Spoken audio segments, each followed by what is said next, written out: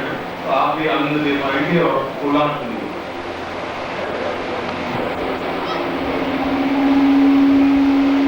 इस समय आप बिल्कुल शांत हो जाएं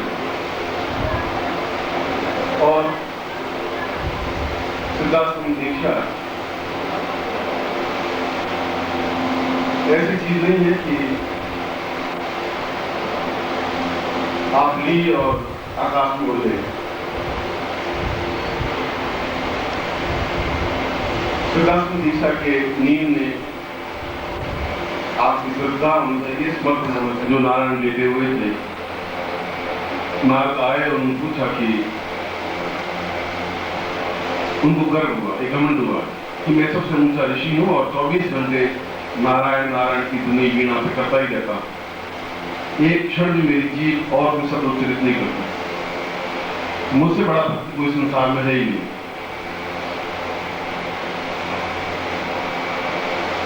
तो उन्होंने विष्णु से प्रश्न किया कि आप मुझे कई वर्षों से जानते हैं और मैंने साधना की है, सिद्धियां प्राप्त की हैं, आकाश गमन किया है, एक लोक से दूसरे लोक पे जाता हूं, तो शायद मेरे से ज्यादा ऊंचा भक्त आपका कोई होगा भी नहीं। सर्वोत्कृष्ट भक्त में इसलिए भी हूं कि मैं केवल आपके नाम के अलावा कोई शब्द उच्चारण नहीं करता हूं। यदि जरूरत पड़ती है कोई बात करता हूं, बाकी केवल नारायण नारायण नारायण नारायण की ध्वनि करता रहता हूं। मेरी वीणा भी केवल नारायण ध्वनि करती रहती है और मुझे गर्व है कि मैं आपका सबसे श्रेष्ठतम दास हूं, शिष्य हूं। उसने विष्णु जी ने कहा, भगवान विष्णु ने कहा कि नहीं, सर्वश्रेष्ठ कोई और है, तुम नहीं। नारद को झटका लगा कि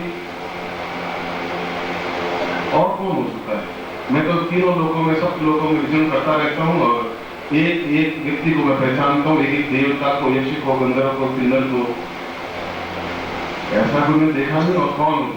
महाराज आप जो कह रहे होंगे असत्य मिथ्या तो नहीं कहते होंगे, मगर दूसरा कौन है?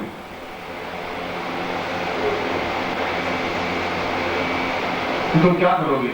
उसमें मैं देखना चाहता हूं कि वो मुझसे भी महान भक्त कौन सा है, मुझसे बड़ा आपके चरणों में निरंतर रत करने वाला कौन व्यक्तित्व है। उन्होंने विष्णु ने कहा कि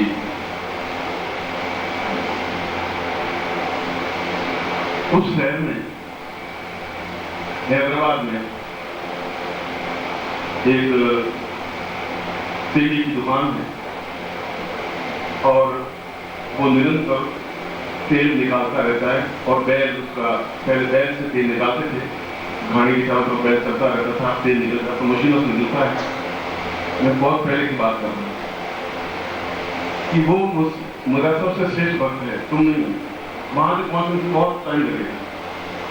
ये तो मजाक की बात है, मतलब तेली, और तेली मुझसे ऊंचा भक्त, महाराज मेरा अपमान भी करें तो थोड़ा ढंग से करें, ऐसा अपमान को मैं सहन नहीं कर पाऊंगा। मैं फिर भी आपने कहा है तो मैं देख आता हूँ ऐसा मेरा गुरु भाई कौन सा है और मुझसे ऊंचा भक्त आपका।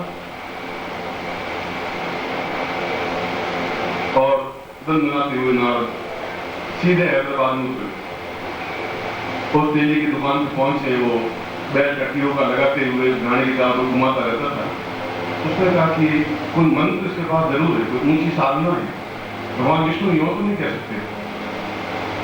अगर भगवान नारायण ने ऐसी बात की लक्ष्मी के सामने तो कोई अर्थ है, कोई अर्थ है, कोई चिंतन है। सुबह से दूसरे दिन सुबह तक देख लेता हूं। सुबह वो तेली उठा, कोई स्नान किया, कोई गायत्री मंत्र जाप किया, कुछ किया ही नहीं और मुंह धोया और भगवान आपकी जय हो, बस इतना बोला। और उस पत्नी को कहा कि ले खाना खिला, खाना खिला के और तेल बैल को सब घुमाने लगे। दोपहर को हुआ, हे भगवान आपकी कृपा बनी रहे, और फिर खाना खाया और फिर वापिस तेल निकाल कर गए। रात को 10-11 बजे जब सोया तो हाथ पैर धोए, काम किए नहीं था और कहा कि प्रभु रक्षा करना, और ऐसा कहकर के सो गए। नारद पूरी रात भर जागता रहा कि आप भी कुछ साधना करते होंगे। और साहब ने मुझे सुबह खड़ा कर लेने, दूसरी सुबह उठा वापिस रात में ऐसा छल, ऐसा पाखंड, ऐसा ढोंग विष्णु ने नाम किया कैसे मेरे सामने, ऐसी बात कही कैसे, ऐसा कैसे संभव होता है? इसको देखना, सारे गायत्री मंत्र नहीं आते, गुरु मंत्र भी नहीं बोले, और मुझसे उनसा भक्त और सीधे एकदम गुस्से में मारे उस नारायण के पास, भगवान विष्णु के पास पहुंचे। उसने कहा महाराज बहुत दुख हुआ, 24 घंटे में बर्बाद होगी, बहुत दुख हुआ।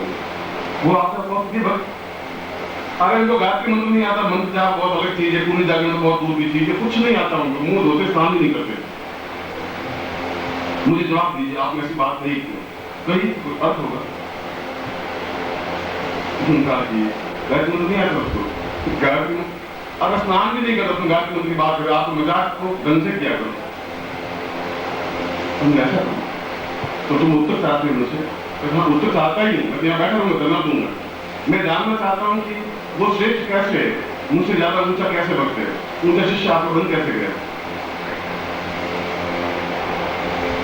उसने कहा कि कौन था वो? उनका तेजी था और क्या था? उन्होंने एक बड़ा कटोरा लिया हाथ में और उसको तेल से लबालब भर दिया, जैसे एक भी बूंद डाले तो छिड़क जाए। और विष्णु ने कहा कि नारद हाथ लंबा करो, तुमने हाथ लंबा किया, तेरे कटोरा यहाँ रख दिया। उसने कहा तुम एक बार पूरी मृत्यु लोक का चक्कर काट के आ जाओ और मैं तुम्हें जवाब दे दूंगा कि क्या साधना उसके पास है, मगर किस बात पर जाना, तेल छलके नहीं गिरे तो मैं जवाब नहीं दूंगा, महाराज ये भी करके दिखा दूंगा। और वो कटोरा ले सकते निकले और बिल्कुल ध्यान रखते, कटोरा छलके नहीं, बस एक बूंद नहीं गिरे। आज या तो वो है या मैं, इतना झूठ भी नहीं चलेगा। 24 घंटे बाद वापिस आए, उनका महाराज देख लो, एक बूंद गिरी हो तो आप देख लो, आप बता दो। तो उसने कहा ये बात तो सही है, इन 24 घंटे में तुमने स्नान कितनी बार किया, स्नान कहाँ करता है, और मेरा नाम कितनी बार बोले, तुमने तेल का ध्यान रखूंगा, आपका नाम बोलूंगा, मैं करता है। उसने कहा कि फिर भी वो 3 बार मेरा नाम तो तुमने बोलता, तुमने एक बार नहीं बोल पाए। तो इन सन्यासी शिष्यों को, उन योगियों को कहता हूं कि ये गृहस्थ शिष्य है, और गृहस्थ में रहते हुए भी अगर एक बार गुरु मंत्र बोल देते हैं, आपसे ज्यादा ऊंचे हैं, ज्यादा श्रेष्ठ है।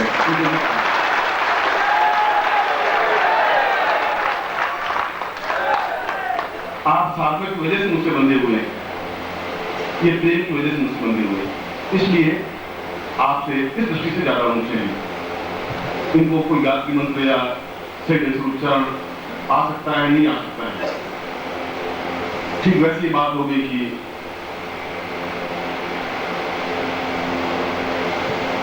एक 3 भाई थे और नदी के बहुत उफरती नदी के उस किनारे बैठे हुए थे, और एक ऊंच कोटि का साधु जिसने बगलामुखी, छिन्नमस्ता, ताली और कई की साथ में रखी थी, और उसने नदी के किनारे नाव में बैठे गए। उनका कि मुझे देश का कल्याण करना है। तो 3 भाई बैठे बैठे बस बैठे हुए। उनका तुम क्या करते हो? तो क्या करना है? बैठे हैं बस, अरे बैठे हो, कोई गायत्री, कोई मंत्र, कोई जप, कुछ तो करो, बेकार जिंदगी बर्बाद कर। हमें कुछ आता नहीं, हम राम नाम या नारायण नारायण करते, कुछ आता नहीं, या ज्यादा से ज्यादा गुरु मंत्र जाप कर लेते। इस गुरु मंत्र के अलावा गुरु मंत्र बगला मंत्र जाप करो, 10 महाविद्या सिद्ध करो, ये क्या होगा तुम्हारा? तुम्हारा भविष्य अंधकार में है, अंधकार में होगा। तो गुरु दिया हुआ है, उस गुरु को ओम पंथ का लाना है, गुरु के अलावा कुछ करते ही नहीं, इसके अलावा कुछ आता भी नहीं। तो ऐसा नहीं, मैं मंत्र देता हूँ, ओम ह्रीं बगलाम ह्रीं शोटिष्ठानाम। उनका महत्व पढ़े लिखे तो है नहीं, मुझे थोड़ा सा 5-7 बार बोला, बोले नहीं। तो उन्होंने 5 बार 6 बार 7 बार और मणि बगलाम ह्रीं शोटिष्ठानाम वाक्य मुखम परम संदय विद्वान की जय भक्ति विना से हरि पर, और बस सुनना। फिर नाव में बैठ करके वापिस जाने लगे, तो पीछे से आवाज आई जोर से, और एकदम दौड़ने की आवाज आई। नदी उतनी हुई थी, अब देखा वो तीनों भाई नदी पे पानी के ऊपर चलते हुए आ रहे हैं, दौड़ते हुए पानी में चल रहे हैं। ये पहली बार आज से देख रहा। तो पास मैंने महाराज बगला जी का लीम बोलना है, लीम बोलना है, लीम क्या है? उनको कुछ नहीं बोलना, आप जैसे ज्ञान में कुछ नहीं हो, बेकार। मंत्र भी अपना गुरु मंत्र भी बहुत है, बाकी महाविद्या मंत्र अपने आप में कुछ नहीं है।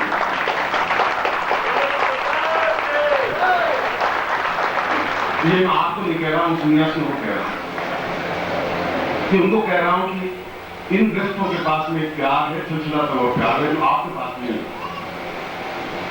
साधना की सिद्धियां आपके पास होंगी और आप जहां भी हैं मेरी आवाज सुनिए और मैं उनको आह्वान करता हूं यहां पर ये उपस्थित हो। मैं सम्मान के साथ, प्रतिष्ठा के साथ, कोई अवज्ञा नहीं, कोई न्यूनता नहीं। जिंदगी के जीवन के हजारों वर्ष आपने प्राप्त किए इन लोगों ने, तो वो भी देखें। और मैं कई बार उनको आह्वान करता हूं कि जब वो प्रश्न करते हैं कि हमसे वे ऊंचे क्यों है, उसका प्रश्न भी उत्तर दिया और खाली गुरुमंत्र से क्या होता है इसका उत्तर भी उनको दे रहा। फिर भी मैं सिद्धार्थ की दीक्षा या साधना जीवन की महत्वपूर्ण साधना है, जीवन का एक छलांग है। ये सिद्धार्थ दीक्षा इससे कोई मामूली बात नहीं है। आप इसका मूल्य आंके नहीं आंके, समझे नहीं समझे, कभी तो भी समझ में आ पाए। जब आएगा तो बहुत विलंब हो चुका होगा। मैं उनको आह्वान करता हूं, आप तब से साइलेंटली उनको ध्यान में चिंतन करते हुए उनके लिए अपने आप की श्रद्धा सुमन अर्पित करें।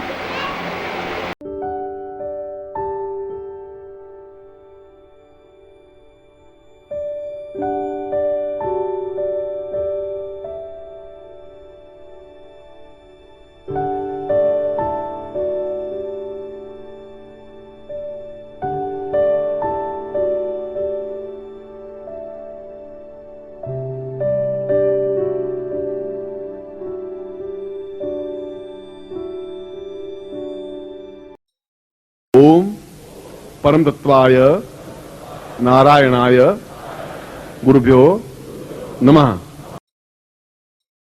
ओम ह्रीं मम प्राण देह रोम प्रतिरोम चैतन्य जाग्रय ह्रीं ओम नमः। ओम भूर्भुवः स्वः तत्सवितुर्वरेण्यं भर्गो देवस्य धीमहि धियो यो नः प्रचोदयात्।